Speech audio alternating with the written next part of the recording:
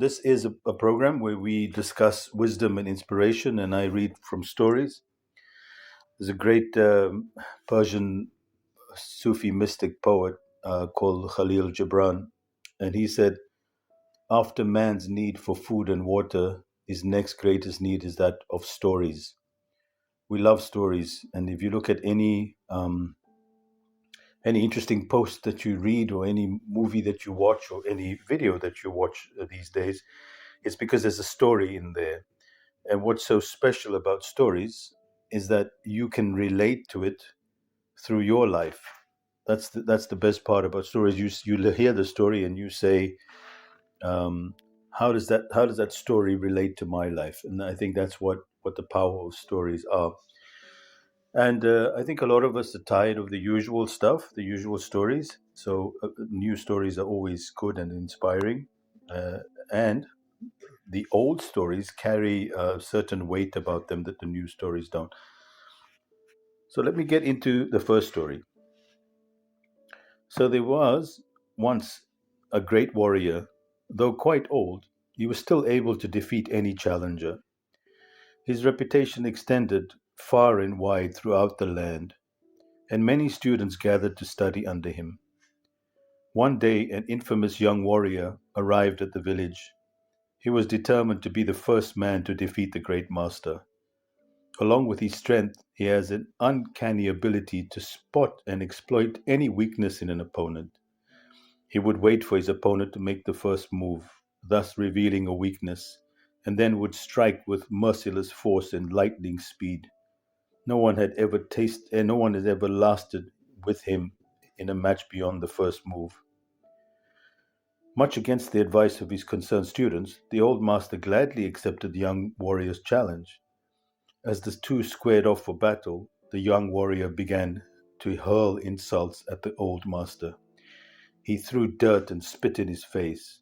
For hours, he verbally assaulted him with every curse and insult known to mankind. But the old warrior merely stood there, motionless and calm. Finally, the young warrior exhausted himself. Knowing he was defeated, he left, feeling shamed, somewhat disappointed that he did not fight the insolent youth. The students gathered around the old master and questioned him. How could you endure such indignity? How did you drive him away? The master said, if someone comes to you bearing a gift and you do not receive the gift, then to whom does the gift belong to? I'll read the last bit again. If someone comes to you with a gift and you do not receive it, then to whom does the gift belong to? Can you guys see the value in that story and what they're saying? Your thoughts, Ronald, Maria? Well, it taught him a lot. And I think that teaches us a lot as well about people insulting us, teaches us a lot about ourselves rather than getting offended and blaming the person, which reminds me of another story of a Zen master who was walking, and a man came up with him and hit him with a stick.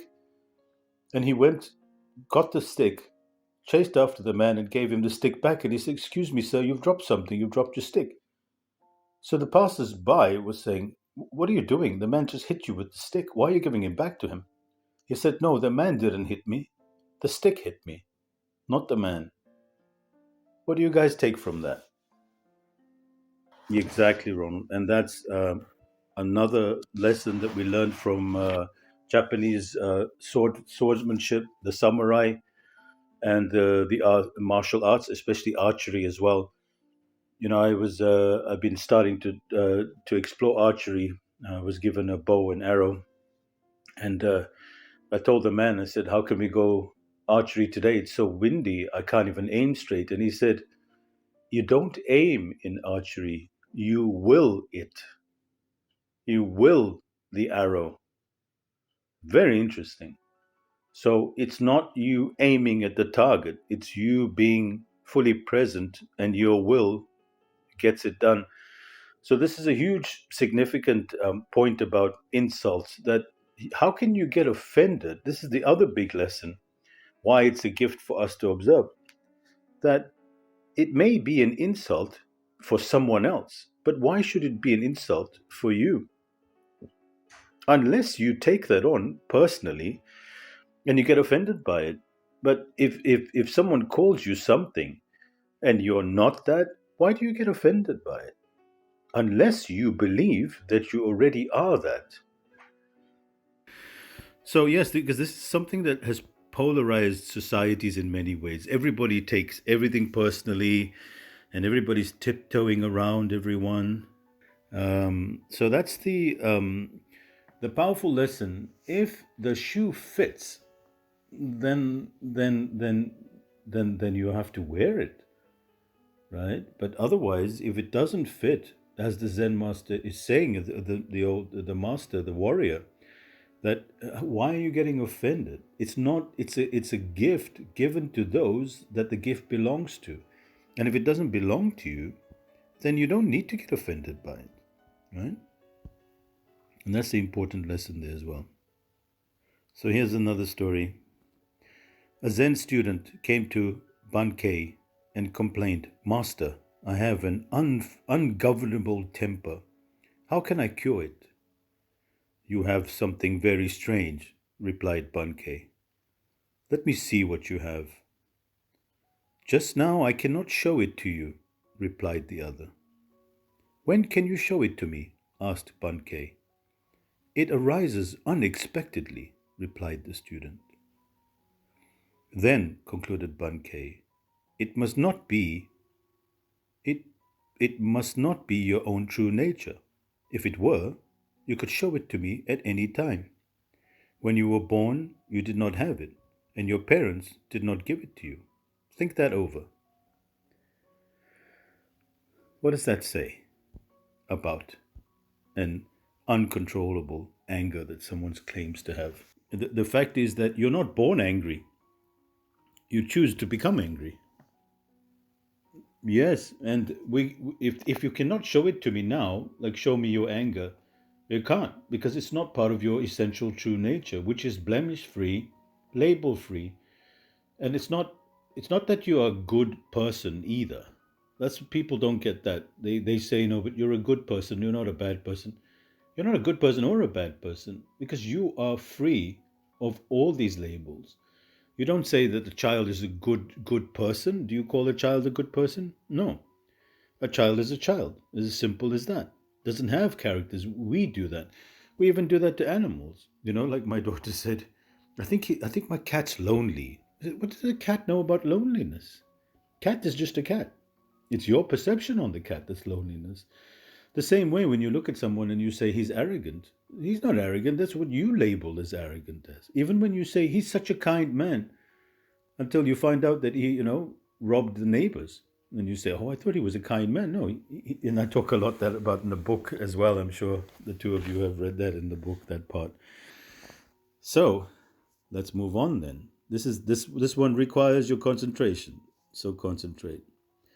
A philosopher asked Buddha, "Without words, without the wordless, will you tell me the truth?" The Buddha kept silence. The philosopher bowed and thanked the Buddha, saying, "With your loving kindness, I have cleared away my delusions and entered the true path." After the philosopher had gone, Ananda asked the Buddha what he had attained. The Buddha replied, "A good horse runs even at the shadow of the whip." The Buddha replied, "A good horse runs even at the shadow of the whip." It's a bit deep, this one. Does anybody have any thoughts on this? What is implied here? Well, what does the Buddha mean when he said a good horse runs even at the shadow of the whip? Well, it's not really. Well, he's telling you what a good horse is. He's saying a good horse is one that runs even at the shadow of the whip. So When this man was silent, he silenced Buddha's. When this man asked the question, "Tell me the truth without words," and the Buddha kept silent, this man got what he needed from that silence. Therefore, a good horse does not even need to be flogged on the side to move, because he got that, and in Buddha's silence, he understood the truth through the silence. And that's why Ananda, who was Buddha's sort of right hand, you could call him the right hand, said, well, what did he get? Because I didn't see anything happening. But he was so tuned in that he picked it up. Whereas some people, there's an expression that says it's like beating a dead horse. No matter how many times you beat that horse, nothing happens. But now Buddha's talking about the other extreme, that even in the shadow of the whip, this horse gets it. It's like, okay, you want me to move, I'm going to move. You don't even have to hit me. And that's the analogy for some people, that you need to tell them the same thing 100 times. With other person, they just look into your eyes and they say, would you like some water? And you say, how did you know? That is the good horse, even at the shadow of the whip. And that's what we need to be, so sensitive, so aware, so in tune, that we pick up the signs, and most of us are fast asleep. Powerful, right, Ronald? At the same time, when we are told about what we need to fix about ourselves, our situation. So, for instance, your relationship with your wife is excellent, but if something wasn't right and someone came to you and said, Ronald, I think this is what you need to do. There's a story of a man who had a wife that was intolerable, and a wise man came to visit, and the man wasn't home, only the wife was at home. So he said, well, can I meet your husband? And she said, he's not here. He said, would you like to leave a message? And those days there wasn't voice messages. So he said to her, tell your husband to change his doormat immediately. So you see the subtle cue that was given was received very well by the husband who came in, and I'm assuming you understood what the message was about the wife. So here's another deep one for you guys.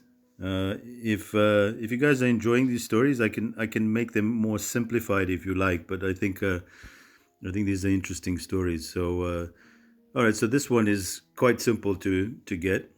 I think these deep ones that make us think are also good. So this is two people talking. One is the traveler and the other one is the shepherd. So the traveler says, what kind of weather are we going to have today? The shepherd replies, the kind of weather I like. The traveler says, how do you know it'll be the kind of weather you like? The shepherd said, having found out, sir, that I cannot always get what I like, I have learned to always like what I get. So I'm sure and will have the kind of weather I like.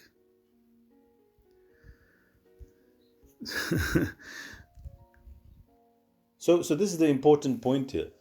People think acceptance is this passive obedience or submissiveness.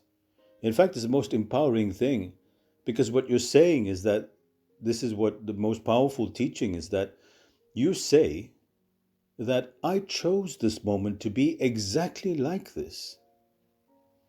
You see, that wipes the slate clean from any kind of victimhood, because you're saying, I chose this moment to be this way.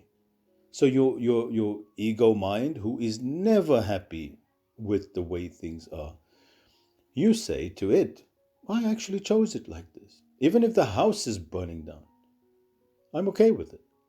I chose it like this. And I am going to embrace it, because the moment is what the moment is. And remember, because we're conditioned in a certain way, of course, the house burning down is a house burning down. You put the house out, you don't have to enjoy it. But if you say, I don't like this meeting, you could say, well, I chose to be in this meeting like this, and I like it like this. Why do you like it like this? Because if I say that I don't like it, it's going to be a horrible meeting. So it's almost playing a trick with your mind, which is the ego mind that always wants things to be perfectly. So instead of us spending, thousands on motivational courses on how to create the perfect life, which is an absolute bullshit scenario, because there isn't such a thing as a perfect life, You have to embrace the life and the moment that you've been given, not the life that you've been given, the moment that you've been given, and turn it into something miraculous. And go look at the magnificence in it and realize that how your conditioning has made this moment good and that moment bad. Stop for a moment and say, but why is this moment so bad? If the weather is bad, what is bad weather? When it's raining, and I say, well, the dams are getting full. That's going to mean clean drinking water for us. There is no bad in that sense, right? And if it's hot and sunny, it's always towards the end of summer. My kids always say, oh, it's just been so long summer. I can't wait to cuddle around the fireplace. And then when winter comes, it's just winter drags on forever, When will winter end? So it never does stop, does it? Yeah. And acceptance is not a passive exercise. It's an active participating out of victimhood just to responsibility. And that's what we really lack in this day of responsibility, because again, going back to the previous story of the man that was insulted by the warrior, and he took it and he said, this is not my gift. You don't have to take it. But then what we do instead is the whole society says nobody's allowed to say anything because one person could get offended. But if that thing is not true to that person, and that person takes responsibility for themselves instead of embracing victimhood, then it doesn't become offensive at all. It's not applicable to me. Even if it was something hurled at one particular subgroup, it's not my business. It doesn't offend me because I'm not like this, because this warrior was insulting the old man for being old and for being this, for being that. He says, yeah, maybe I'm old, but I'm definitely not that. You just take it. Of course, if you are those things and it offends you, then you need to suck it up and wear it, instead of blaming and feeling like a victim and then, making a big fuss about it, which is just destruction of society because nobody gets to say anything they want. So here's another one. 2 monks were washing their bowls in the river when they noticed a scorpion that was drowning. One monk immediately scooped it up and set it upon the bank. In the process, he was stung. He went back to washing his bowl, and again the scorpion fell in. The monk saved the scorpion and was again stung. The other monk asked him, friend, why do you continue to save the scorpion when you know its nature is to sting? Let me repeat that. Friend, why do you continue to save the scorpion when you know its nature is to sting? Because, replied the monk, to save, it is my nature. Isn't that beautiful, Maria? Yeah. So what does that imply for someone who is unkind towards us? Do we return that with unkindness and a more stinging tongue? I have one more lighter note story. So one day a young Buddhist on his journey home came to the banks of a wide river, staring hopelessly at the great obstacle in front of him. He pondered for hours on just how to cross such a wide barrier. Just as he was about to give up his pursuit to continue his journey, he saw a great teacher on the other side of the river. The young Buddhist yells out over the teacher, "O wise one, can you tell me how to get on the other side of this river?" The teacher ponders for a moment, looks up and down the river, and yells back, "My son, you are on the other side."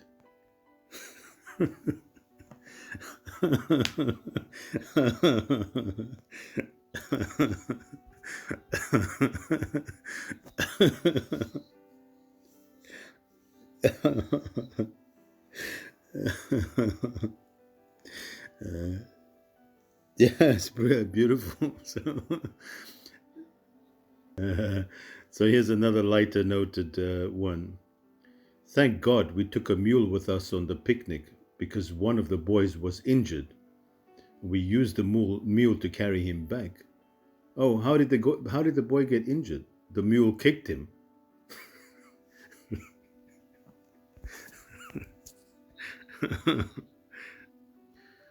Oh, this one's good. So I quoted this in that podcast that you both heard early on. So it is said that soon after his enlightenment, the Buddha passed a man on the road who was struck by the Buddha's extraordinary radiance and peaceful presence. The man stopped and asked, "My friend, what are you? Are you a celestial being or a god?" "No," said the Buddha. "Well then, are you some kind of magician or wizard?" Again the Buddha answered, "No." "Are you a man?" Buddha's response, "No." "Well, my friend, what then are you?" To this the Buddha replied, "I am awake." It is a very powerful lesson and story of the times that we live in. In the podcast, I was just defining how we are very much asleep, especially if we own everything that we think and what we feel, and we get lost. I mean, Matthew, actually, I'm glad you're here, because it really struck me what Matthew just posted about the number one killer in the UK for people, men and women under the age of 35, is suicide, which is preventable, which is quite alarming. More than car accidents, more than cancers, it is suicide. People taking their lives, and this is the strong, and I'm sure Matthew would totally agree with this, the strong association with everything that we think we are and everything that we make into reality is that, we give ourselves this no way out because we don't see our true natures. We don't see, and this is what the Buddha is talking about. Awaken from the dream, awaken from the sleep that you are beyond your thoughts and your feelings and your problems and the way life should go, which is this wonderful theme of today's discussion as well, is that life is not going in your favor. Well, as life is going, and as the shepherd said in the story, it is the perfect weather for me. I love this weather. Because whatever the weather is, if you're going to resist it, then you're going to create a problem out of it, and your mind can sabotage you in all sorts of ways. And I know this, and so does everybody else. It's the story of the Zen student asking the master how he should enter the state of presence or awareness about the waterfall. Maybe you heard that before, Matthew. So it's so lovely, lovely to share that. He asked the master, "Where should I enter Zen through?" And he said, "Can you hear the waterfall?" He said, "Enter the Zen through there." And the student said, "Well, what happens if there wasn't a waterfall and there was something else?" He said, "Well, then you would enter Zen through there." So, so wherever that point is that's where you enter, and it's in the now. Yeah, definitely. And that was the theme about the mind, or we like to put things off and say, well, I'll start doing this next week, Tuesday. But the being aware, and of course, there's many people that will show you how to do that, and YouTube has got tons of stuff if that's something that tickles your fancy.